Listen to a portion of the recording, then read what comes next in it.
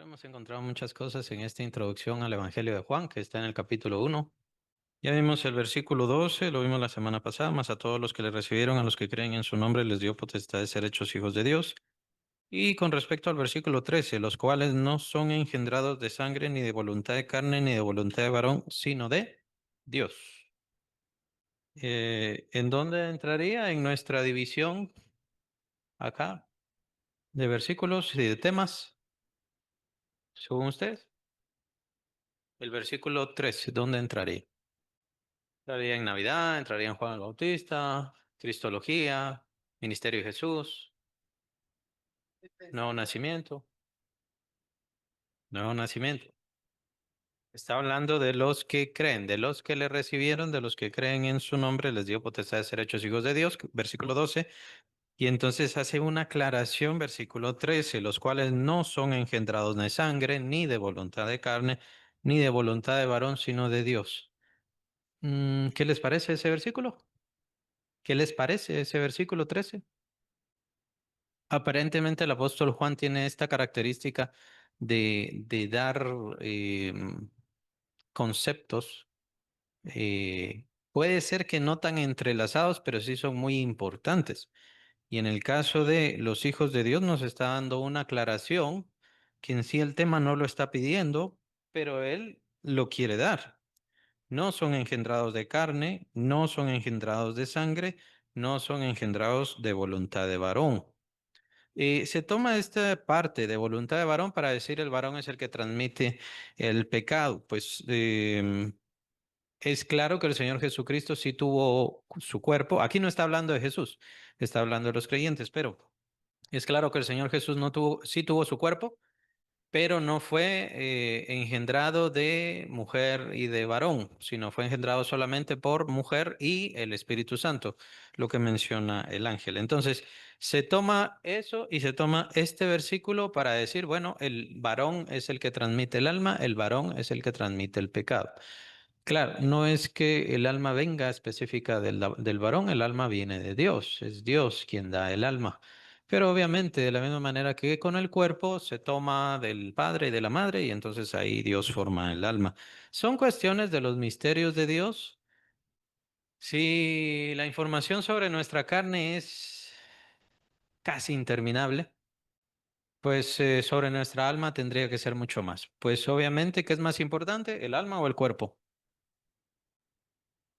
El alma es más importante. El cuerpo es solamente carne.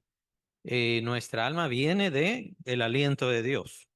Ahora, recuérdense que les dio poder, que dijimos ya, lo dijimos la semana pasada, les dio exousia, eso es autoridad, derecho, también quiere decir derecho de ser hechos hijos de Dios y el poder de ser hechos hijos de Dios. Bueno, ¿quiénes son los hijos de Dios? ¿Qué es esto de hijos de Dios?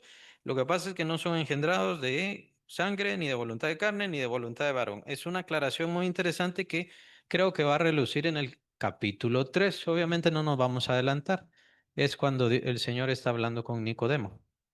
Ahí va a surgir otra vez esta característica de los hijos de Dios. No son engendrados por nada, sino solamente por Dios. Dios es el que los procrea, perdón, los engendra, les da nacimiento, vienen de Dios directamente. ¿Quiénes son los otros seres que vienen de Dios directamente? Los ángeles nacen de Dios directamente y por eso también se les da el nombre de, el título. ¿Se acuerdan de Job, capítulo 1?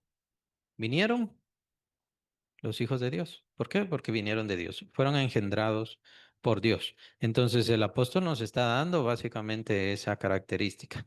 Tomen en cuenta que no es una ideología, es una transformación, es una nueva creación, nuevo nacimiento, nueva creación. Venimos de otra esencia, tenemos otra esencia. Esto ciertamente las religiones no lo toman en cuenta.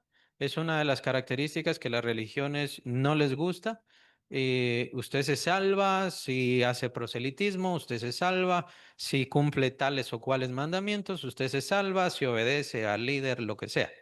No, nosotros creemos en una transformación del creyente que tiene por derecho, pues ha creído en Cristo Jesús.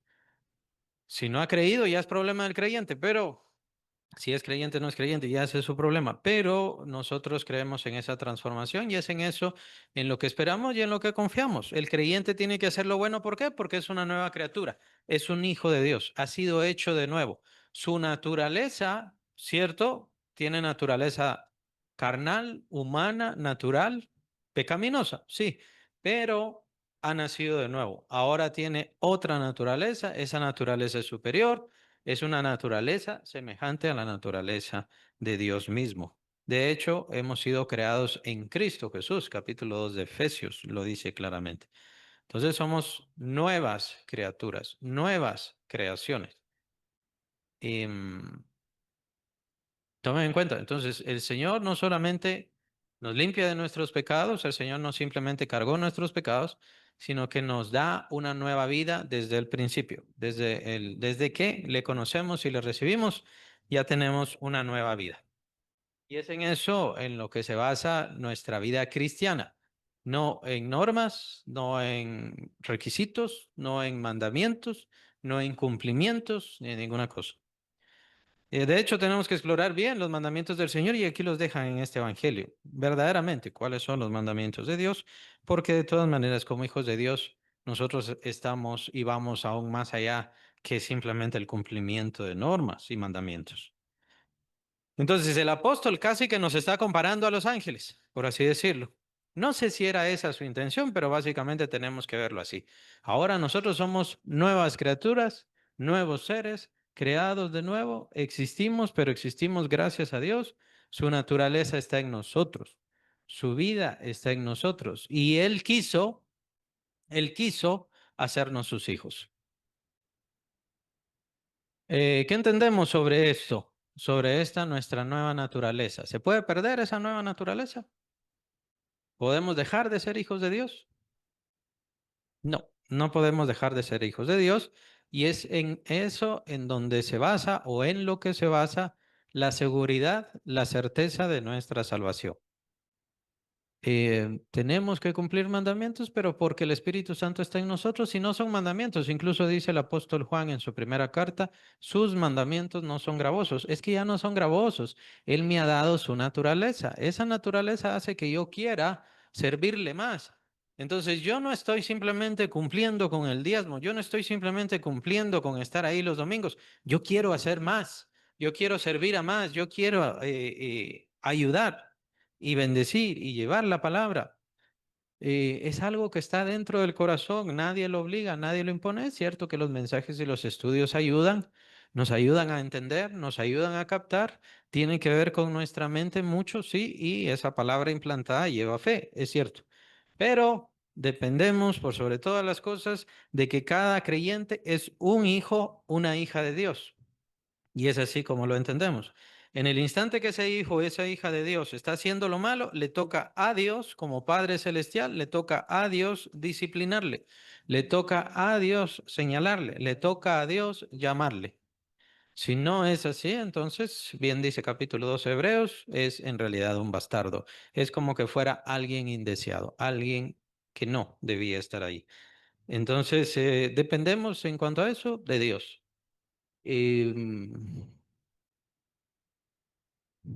¿Por qué yo tengo que hacer lo bueno? Porque la naturaleza que está en mí me obliga, se impone, me llama constantemente. Por eso dice el apóstol Juan, todos pecamos, sí, es cierto, todos pecamos, pero más adelante, capítulo 3 dice, es primera de Juan, en el capítulo 3 dice, el creyente no practica el pecado, no puede practicar el pecado. ¿Por qué? Porque la simiente de Dios, o sea, la esencia de Dios está en él.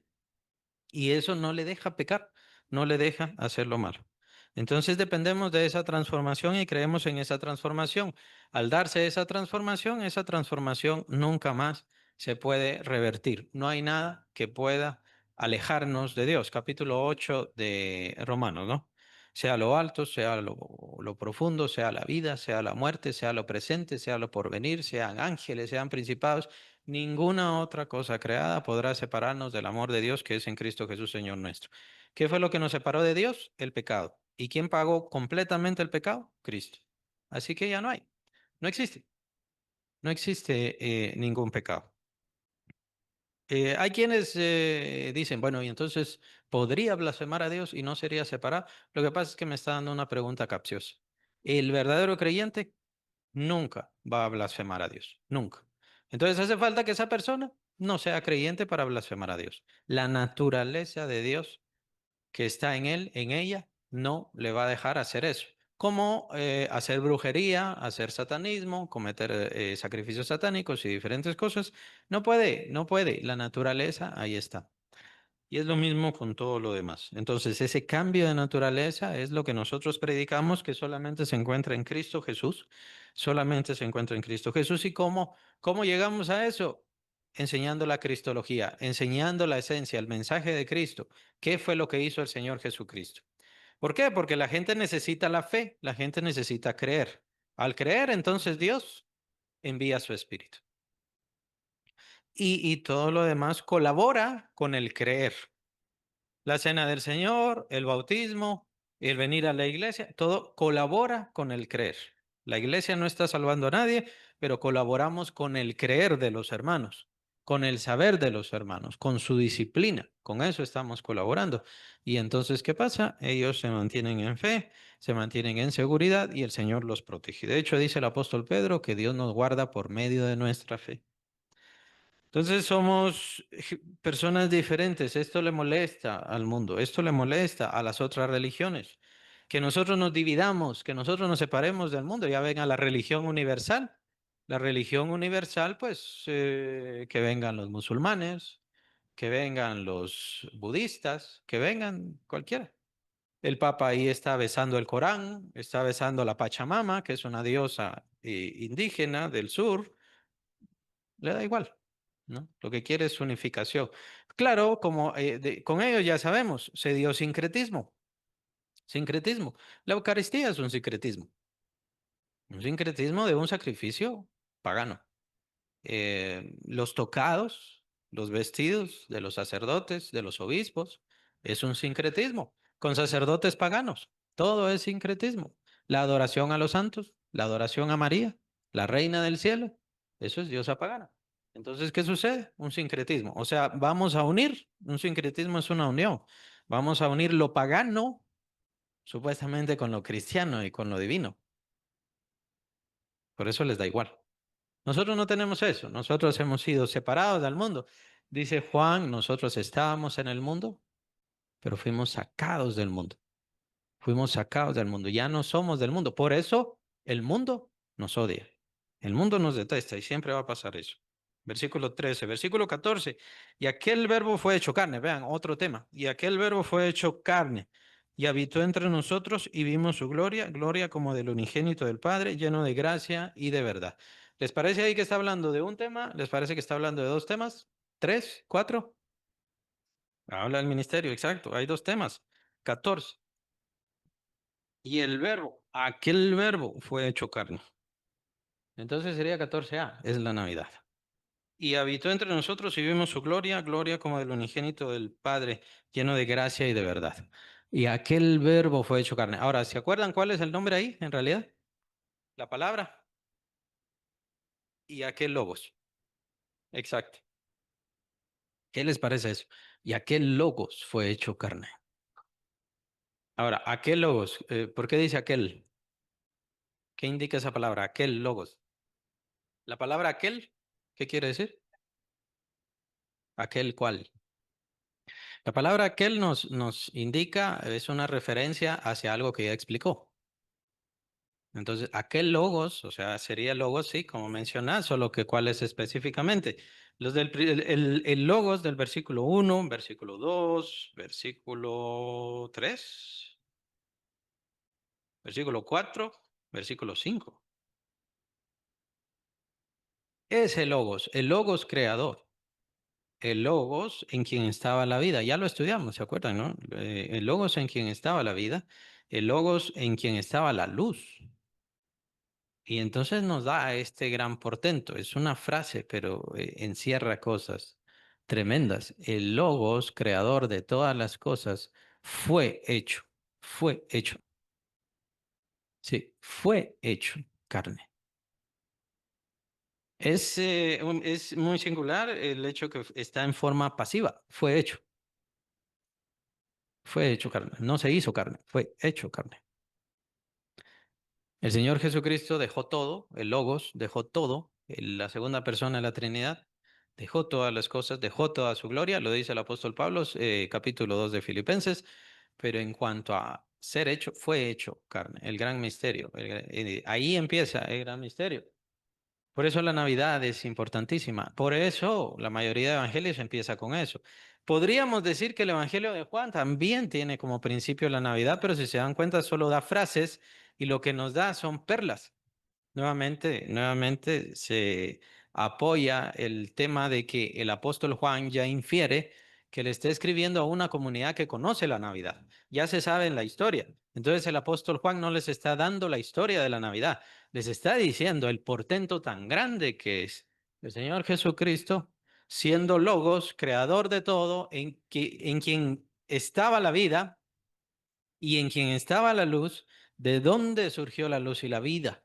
Para toda la creación y todas las creaciones, Él se hizo. Y aún en forma pasiva, fue hecho carne, fue hecho carne. Desde ahí empieza el sometimiento del Señor Jesucristo. Tuvo que ser hecho, no se hizo, sino tuvo que ser hecho. Empieza el sometimiento. La historia del Señor Jesús es una historia de sometimiento. Para que nos quede bastante claro, es la cristología pura. Podemos ponerlo también en Cristología, un evento bastante portentoso, versículo 14a. Y ciertamente si fuéramos ángeles, entonces veríamos lo contundente y lo increíble de este evento, porque los ángeles, perdón, sí vieron la creación y cómo el creador estaba haciendo todas las cosas, estaban allí. En medio de todas estas cosas, no sabemos qué edad tienen los ángeles, de la misma manera como no estamos totalmente seguros con respecto a la edad del universo, pero ellos estaban y vieron el portento de Dios y ver a Dios hecho carne. Un portento tremendo, increíble, ¿no? Em, bueno, hay una expresión apostólica que dice, los ángeles anhelan ver y saber de estas cosas.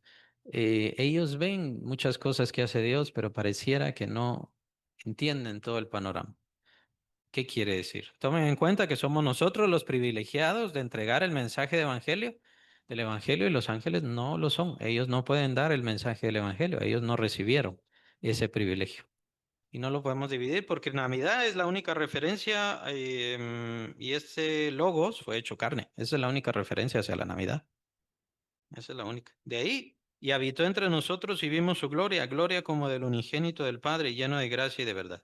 Ciertamente aquí no está hablando de su crecimiento, no está hablando de su adolescencia, no está hablando de su juventud. El Señor estuvo, ¿qué? Lo que mencionaba, sometido. El Señor, la historia de su vida es una historia de sometimiento en todo sentido.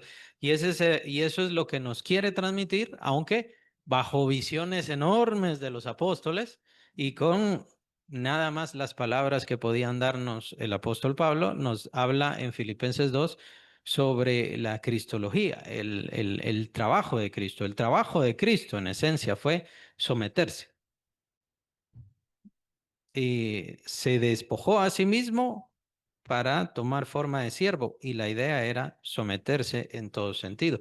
Entonces, al tomar una carne, se sometió a esa carne. Se sometió a tener sed, se sometió a tener hambre, a tener sueño, a cansarse, a fatigarse, a su crecimiento, a la niñez, a la adolescencia, a la juventud, a pasar esos 30 años ahí creciendo se sometió a la humanidad nuestra, natural, ¿verdad? Entendemos que no tuvo enfermedades debido a que él no tenía pecado y no tenía el elemento de pecado, ¿verdad? La esencia de pecado en su carne. Entonces él no tenía enfermedades, pero tampoco es que era inmortal, hasta donde entendemos. Bien, ¿cuál es entonces la gloria a la cual se refiere el apóstol Juan? ¿Vimos su gloria?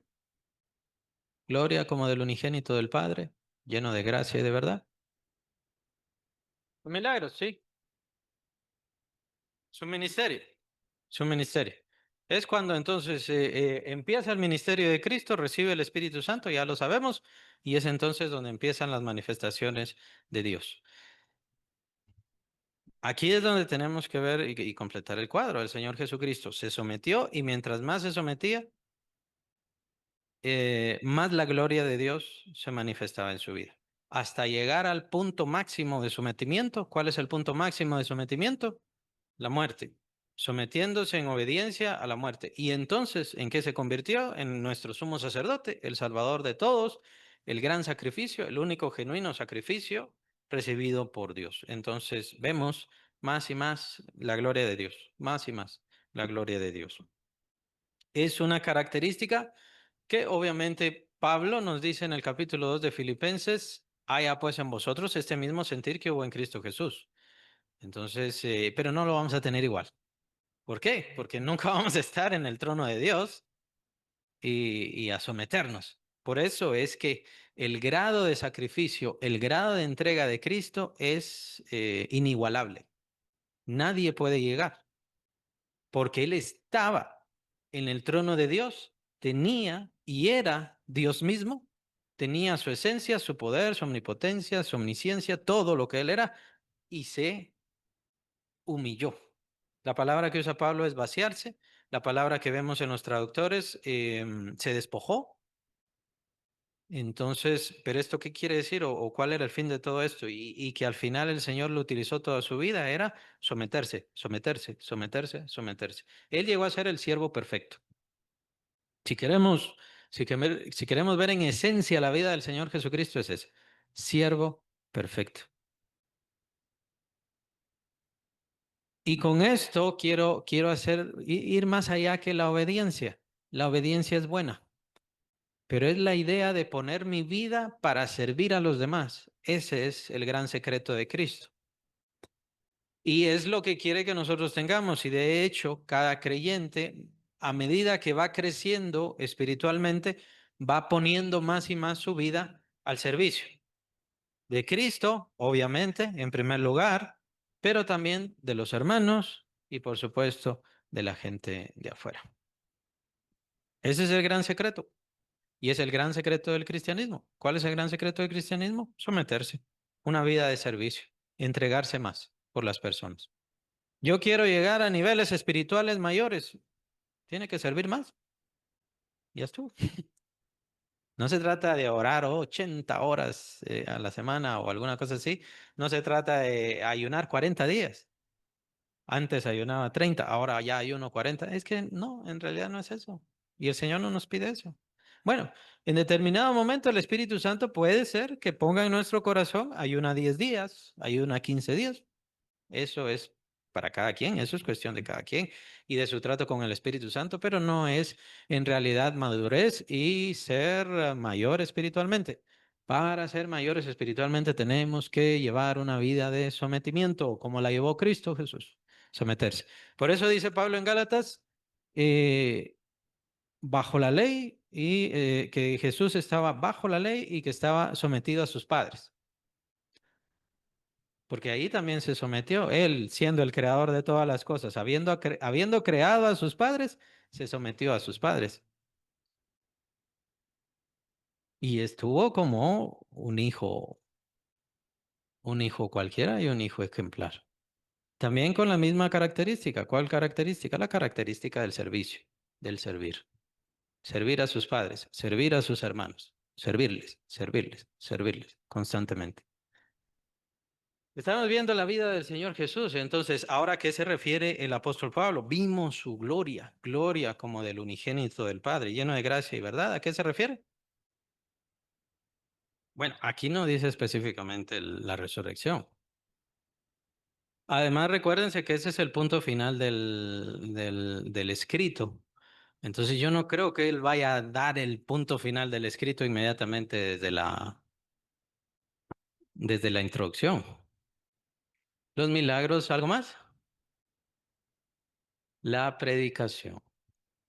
La predicación fue formidable, la predicación fue fundamental. ¿Les gustaba mucho cómo predicaban? ¿Por qué? Esos testimonios los vemos en los evangelios. ¿Por qué les gustaba cómo predicaba el Señor Jesús? ¿Cómo les predicaba? Les predicaba como quien tenía autoridad. Y eso dicen los evangelios. Como quien tiene autoridad. No les predicaba como los fariseos, les predicaba como quien tiene autoridad. Era diferente. Acuérdense que los fariseos, más allá de la ley, no pasaban y por supuesto les encantaba mucho el Talmud. Entonces, aunque el Talmud vino después, en realidad lo que tenían era, ellos era la tradición de los ancianos o la tradición de los padres. Cuando vean eso es más o menos como el Talmud. El Talmud se escribió después. Y por supuesto es en lo que creen hasta nuestros días. Pero esta situación de preceptos, mandamientos, no hagan esto, no hagan aquí, vístanse de esta forma y todo eso, ya lo tenían desde entonces, lo que se llama la tradición de los padres o la tradición de los ancianos en los evangelios. Entonces ellos solamente hablaban de eso, solamente hablaban de esas formas, solamente hablaban de ese mecanismo de, de actuar y de vivir y de corregirse, supuestamente que venían de la ley, pero poco a poco fueron saliéndose de la ley, ellos completamente. Si hubieran creído a Moisés, incluso lo dice el Señor Jesús, si ustedes le creyeran a Moisés, ¿qué? Me creerían a mí, dice el Señor Jesús. ¿Por qué? Porque Moisés habló de mí. Moisés habló de mí. Si ustedes le creyeran a Moisés, entonces me creerían a mí. O sea, ellos ya ni siquiera hablaban de la ley, ellos solamente utilizaban esto que se llamaba la tradición de los ancianos o la tradición de los padres. En cambio, el Señor Jesucristo venía a traer una doctrina ¿de dónde? Y Juan nos lo va a enseñar. ¿Una doctrina de dónde? Del Padre. Como yo aprendí del Padre, ¿se acuerdan? Son palabras del Señor Jesús. Viene directamente del cielo. Es una doctrina del cielo. Y entonces consideren el proceso de todo esto, porque es un proceso que lleva ya muchos siglos. La doctrina que trae el Señor Jesucristo y la enseñanza que trae el Señor Jesucristo se la comparte a los apóstoles. Y ahí interviene también el apóstol Pablo, el 12º. Entonces se la comparte a los apóstoles y la doctrina de los apóstoles es la enseñanza de Cristo y la vida de Cristo. ¿Quién es Cristo? Esto ellos lo comparten a sus discípulos, los discípulos a otros discípulos, los discípulos a otros discípulos y así hasta nuestros días. Nosotros lo que tenemos que hacer es compartir la misma enseñanza que viene desde Jesús, los discípulos, los apóstoles y así, esa misma cadenita. Y eso es.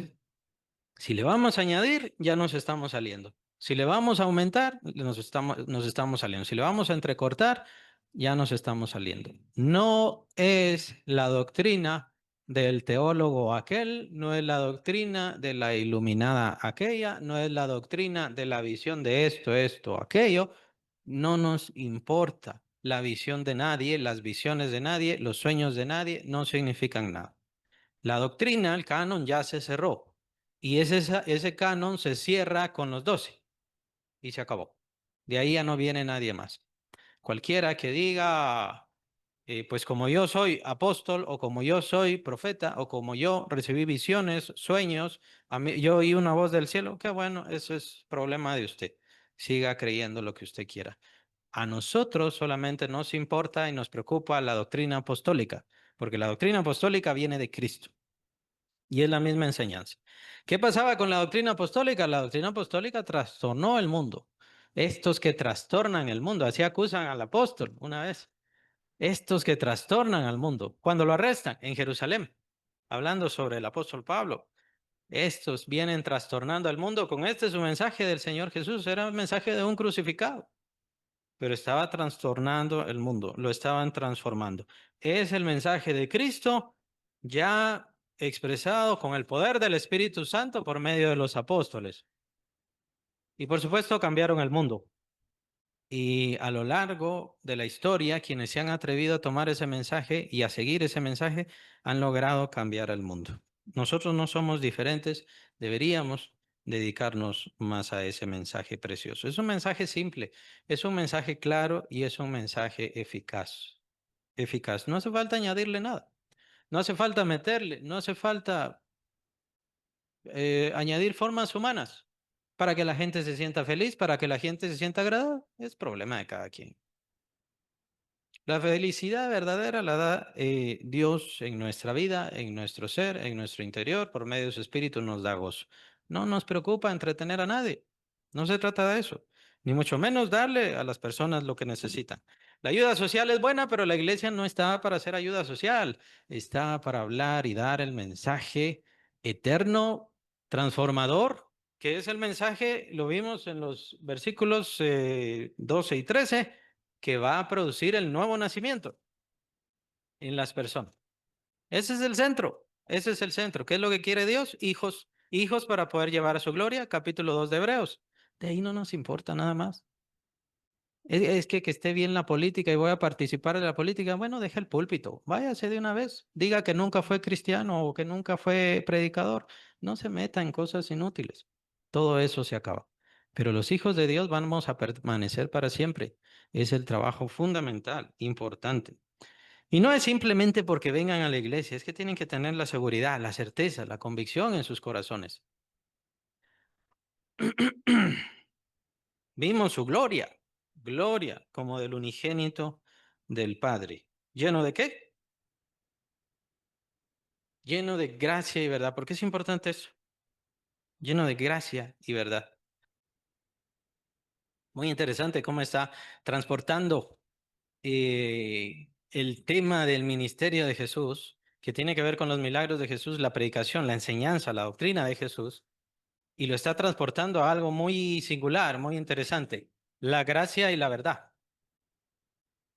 ¿Se recuerdan cuando vimos la luz verdadera? Les dije también hay un tema de la verdad, hay una teología de la verdad. El apóstol Juan utiliza mucho la verdad como uno de sus grandes temas, tanto en su evangelio como en su primera carta.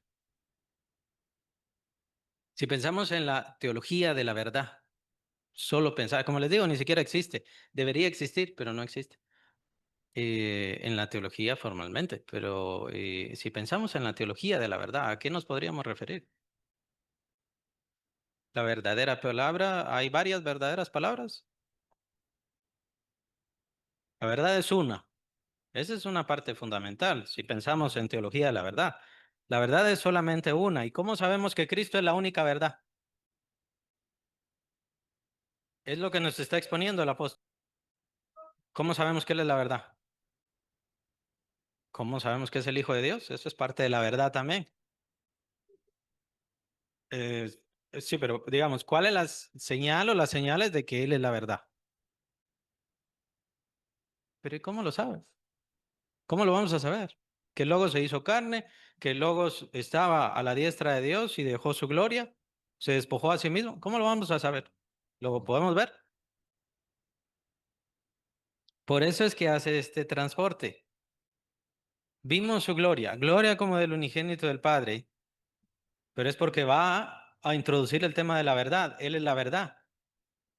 Él es la verdad, ¿por qué? Porque vimos su gloria. ¿Cuál era su gloria? Ustedes lo acaban de decir. Ah, ¿cómo él estaba convenciendo al mundo de que él era la verdad?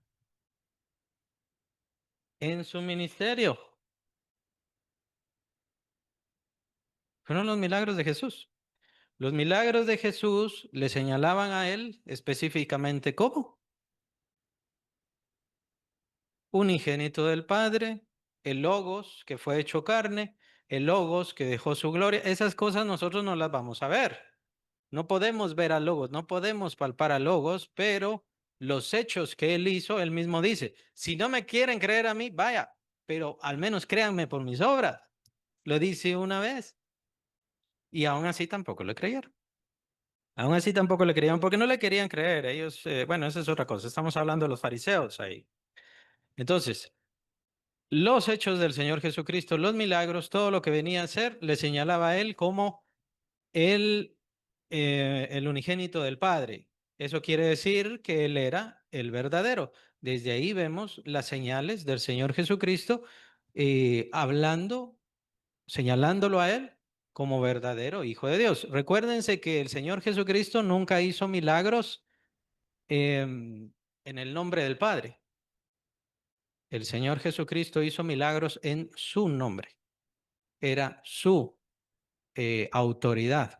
Aunque podríamos decir o argumentar que no era su poder, era el poder del Espíritu Santo. Pero por lo mismo, porque el Espíritu Santo venía a señalarlo a él como el Logos, el unigénito del Padre. Eso era lo que a él lo señalaba como el unigénito del Padre. El Señor Jesucristo no hizo 3 milagros, no hizo 5 milagros. El Señor Jesucristo hizo una cantidad inconmensurable de milagros.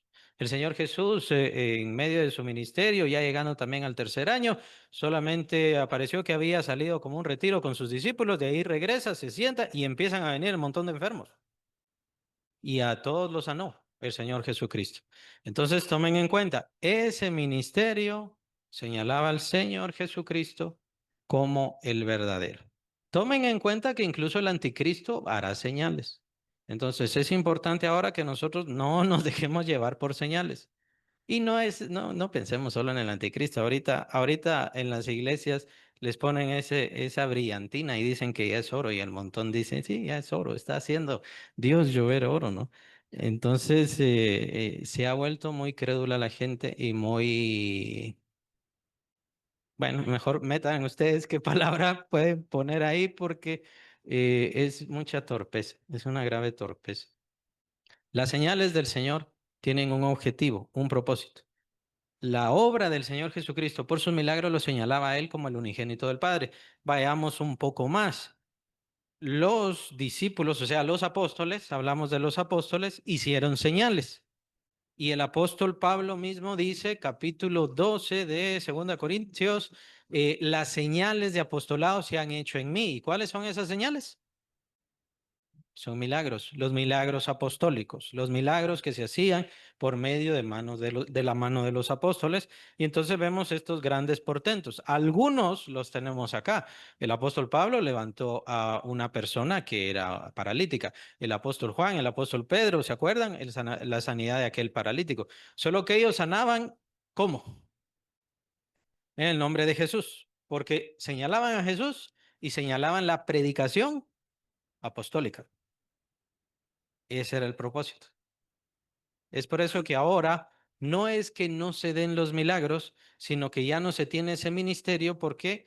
Porque el propósito de Dios era apoyar la palabra. De hecho, eso lo dice Hechos, que Dios respaldaba la palabra de ellos haciendo milagros. Los milagros que hacían los apóstoles era para respaldar la palabra, el mensaje del evangelio que ellos llevaban.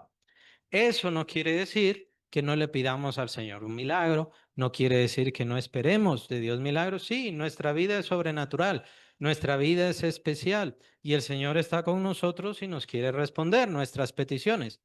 Pero tomen en cuenta la diferencia de ministerios, la diferencia de manifestaciones que se dieron y ahora ya saben por qué. Si alguien, por ejemplo, puede preguntarse, ¿se puede levantar a alguien más como así, como los apóstoles, con ese poder de que simplemente pasaba y la sombra de él, sanaba a los enfermos? Yo diría que no y mejor que no. Es mejor que no. La gente lo va a empezar a adorar, inmediatamente van a decir, ya vino Jesús, este es Jesús o alguna cosa así. Y por eso es que es bueno, es mejor mantenernos en el contexto de la oración como lo hacía Elías. El profeta Elías, cuando necesitaba un milagro de Dios, ¿qué hacía? Orar, orar. Pero nuevamente la historia, ¿no? ¿Qué pasa con los seres humanos? Incluyendo a los cristianos, lo que quieren es el espectáculo, el show, la laraca, ¿no?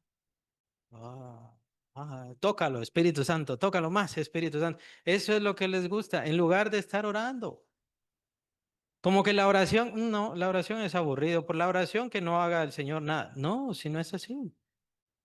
El Señor sigue haciendo milagros. Lo que pasa es que lo va a hacer en el contexto de la oración y eso es bueno. ¿Por qué? Porque nosotros no vamos a ser responsables en ninguna forma. Y el Señor tiene su soberana voluntad y seguridad. Y estaríamos, bueno, entonces en cuanto a la gracia, ese sería el término de la verdad. El Señor es señalado, su gloria era para señalarlo como la verdad. Si alguien más cree en alguna otra cosa, que se pregunte si tiene las señales, si tiene las señales. Ya dijimos, ¿los apóstoles tienen señales? Sí, los apóstoles tienen señales de su apostolado, ser enviados por Cristo, y Dios respaldaba la palabra que ellos llevaban, la palabra en nombre de Cristo. Eso era lo que el Señor respaldó. pero no los estaba respaldando a ellos. De hecho, el momento cuando fueron o se les quiso adorar, ¿qué pasó? Ellos dijeron inmediatamente que no, nosotros no somos dioses, o lo que ustedes dicen que es Dios. Más o menos lo contrario se está dando ahora, pero eso es porque se está preparando, tomen en cuenta eso, se está preparando el espacio y la mente para el tiempo del anticristo. Por eso existe ahora, incluso dentro de las iglesias, la adoración a los súper ungidos, ¿no? Es por eso, se está separando. Y la adoración, la exaltación, incluso la profecía hacia los superungidos. Eso es algo netamente anticristo o del espíritu mismo del anticristo, que ya se está dando adentro de las iglesias evangélicas. La gracia. ¿Qué pasa con la gracia? Ese es otro gran tema. Teológicamente es fundamental. La gracia. Solo voy a apuntar la gracia y la verdad. ¿Dónde que va? Esto de gracia y verdad sería parte del tema cristológico, porque es universal. Y por último, la gracia. ¿Cuál sería la gracia? Otra, otro tema teológico importantísimo. Importante. Pero sí, obviamente, sí, claro, tienen razón, la salvación depende de la gracia, pero la gracia no es salvación. Entonces, ¿qué es gracia? ¿Ah? Un favor inmerecido. Acuérdense, empecemos desde ahí. ¿Qué significa gracia? Favor inmerecido. El favor inmerecido de Dios. ¿Y cuándo vemos el principio del favor inmerecido de Dios? Con la salvación. Ahí, bueno, ¿cuándo empezamos a verlo? ¿Cuándo inicia? El Logos fue hecho carne. ¿Por qué? Y esto es por gracia. Dios entrega su Logos, a su palabra, la hace carne para que venga a nosotros. Más adelante, o es ahí. Y este verbo fue hecho carne y habitó entre nosotros. Ese habitar, si no estoy mal, es tabernaculizó, o sea, hizo su morada aquí con nosotros, que es algo bien profundo. Tiene que ver con el templo. Ahorita ya no tenemos tiempo. Vamos a quedarnos en la gracia, nada más, con respecto a la gracia, pero ahí empieza el favor inmerecido. Los milagros de Cristo. ¿Cuánto cobraba por milagro? Era un favor inmerecido. ¿Cuánto cobraba por predicación? Nada, era un favor, todo era favor de Dios. Entonces, ¿se dan cuenta? El Señor Jesús viene a ser el siervo perfecto, viene a entregarse completamente por gracia para todos nosotros. Entonces, obviamente, esto va a abrir el gran tema de la salvación, pero más allá del tema de la salvación, para el apóstol Juan, es fundamental el tema del nuevo nacimiento. Para esto vino Cristo, para darnos una nueva naturaleza, y es lo que vemos en este texto. Bien.